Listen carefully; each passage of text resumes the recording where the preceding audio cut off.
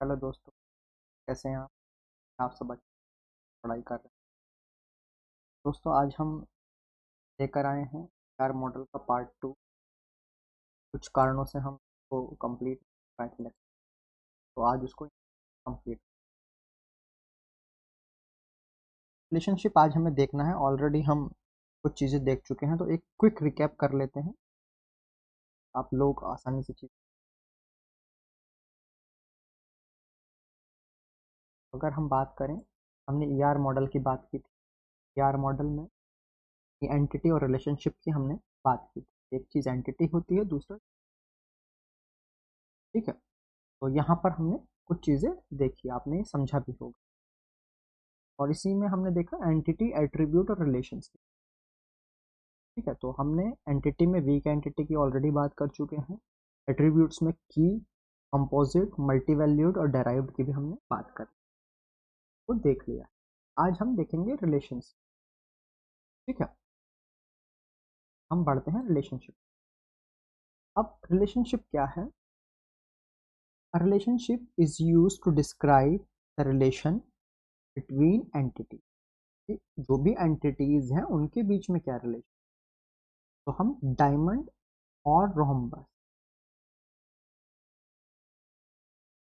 Diamond rhombus type use कर to represent a relationship, ठीक है। अब एग्जाम्पल मैं बता देता हूँ कैसे हम यूज करेंगे। जैसे एक एंटिटी मैंने कहा टीचर है मेरा, एक मेरा एंटिटी हो गया टीचर। तो हम इसको, अब एंटिटी है तो स्क्वायर बॉक्स में हम करेंगे, ठीक है। दूसरा एंटिटी है मेरा स्टूडेंट, ये भी मेरा एक एंटिटी, तो हम एक बॉक्स, रेक्टेंगल बॉक्स से हम करेंगे। अब इन दोनों के बीच में एक रिलेशन है, तो हम डायमंड, क्या रिलेशन है? Teachers, okay. अब हम देखेंगे किस किस तरह के रिलेशनशिप होते हैं। जैसे हमने लिस्ट में देखा था किस किस तरह के होते हैं। पहला जो है वो है वन टू वन रिलेशन। पहला जो वन टू वन,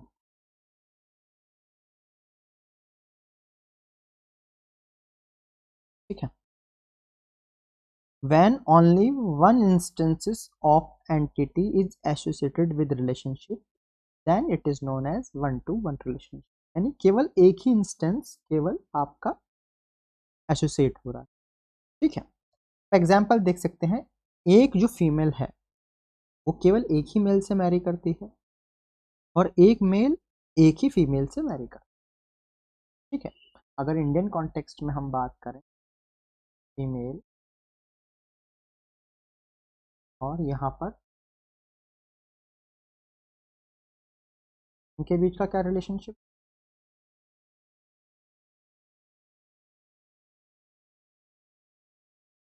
मैरिज इनका रिलेशन। यहाँ भी वन रिलेशनशिप है और यहाँ भी वन है, क्लियर है। तो इसको बोलेंगे वन टू वन, क्लियर है आपको ये समझ। जो नेक्स्ट तरह का रिलेशनशिप है वो है one to many, one two, when only one instance of entity on the left and more than one instance of an entity on the right associated with the relationship, then it is known as one to many। अब कैसे होगा देखो, इसको एक example से, ठीक है, clear हो जाएगा। जैसे ये है मेरा साइंटिस्ट,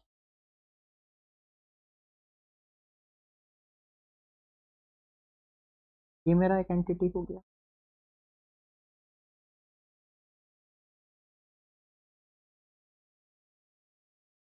और मैं एक रिलेशनशिप, सॉरी थोड़ा सा शेप गड़बड़ हो गया, कोई बात नहीं, बना लेते हैं दोबारा से। डायमंड, अब यहाँ पर एक है इन्वेंशन, ये भी मेरा एक एंटिटी है। अब यहाँ रिलेशन है इन्वेंट।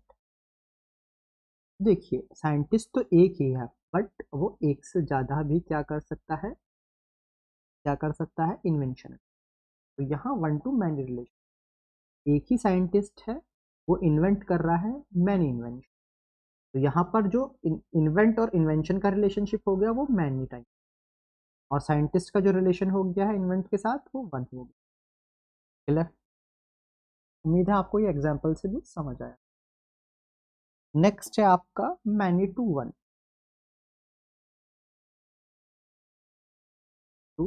रिलेशन। अगर मैनी टू वन की बात करें, when more than one instance of an entity on the left and only one instance of an entity on the right associated with the relationship is known as many to one।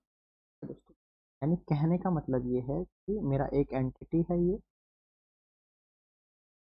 यहाँ पर मेरा एक relation है, और यहाँ पे मेरा दूसरा एंटिटी है। तो यहाँ पर जो इसका रिलेशन बन रहा है वो है मैनी, और यहाँ पर जो रिलेशन बन रहा है वो वन। तो हम इसको एक एग्जाम्पल से समझते हैं, कैसे? जैसे स्टूडेंट है, अब स्टूडेंट क्या कर रहा है? एनरोल कर रहा है,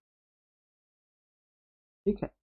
अब बहुत सारे स्टूडेंट्स एनरोल कर रहे हैं बट कोर्स सेम हो गया है, यानी सेम कोर्स में, एक कोर्स में बहुत सारे स्टूडेंट आपका एनरोल। तो यहाँ स्टूडेंट्स मैनी रिलेशनशिप में हो गए हैं और यहाँ पर ये वन रिलेशन। तो होप ये आपको समझ। तो दोस्तों जो हम देख रहे हैं सभी के प्रैक्टिकल एग्जाम्पल हमारे पास अवेलेबल, ठीक है। नेक्स्ट हमारा जो रिलेशनशिप आता है, लास्ट जो इसमें रिलेशनशिप है वो है many to many, many to many relation, ठीक है। when more than one instance of an entity on the left and more than one instance of an entity on the right associated with the relationship, then it is known as